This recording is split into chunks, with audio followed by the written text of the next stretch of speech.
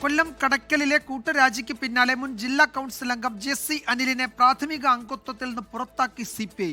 Jessy Anil സാമ്പത്തിക തിരിമറി നടത്തിയതായി ബോധ്യപ്പെട്ടെന്ന് ജില്ലാ സെക്രട്ടറി PS സുബാൽ പറഞ്ഞു. അതേസമയം തിരുവനന്തപുരത്തും പത്തനംതിട്ടയിലും CPIയിൽ നിന്ന് കൂട്ടരാജിയുമുണ്ടായി.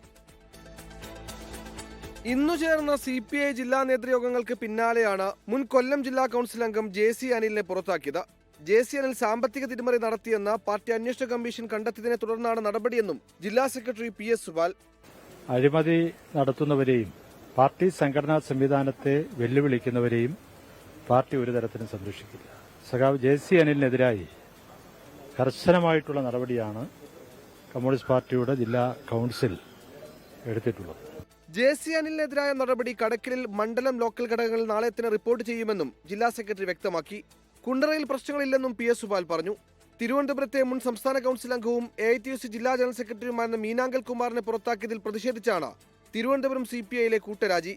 മീനാങ്കൽ AB ബ്രാഞ്ചുകളിൽ അംഗങ്ങളായ 40 പേരാണ് രാജിവെച്ചത്. മന്ത്രി GR അനിലിനെതിരായ പ്രതിഷേധമാണ് രാജിയിലേക്ക് നയിച്ചതെന്നാണ് സൂചന. പത്തനംതിട്ട ജില്ലയിലെ ചെന്നീർക്കരയിൽ CPI ലോക്കൽ സെക്രട്ടറി അടക്കം 16 പേർ രാജിവെച്ച് CPIഎമ്മിൽ ചേർന്നു. വിവിധ ബ്യൂറോകൾക്കൊപ്പം 24 കൊല്ലം.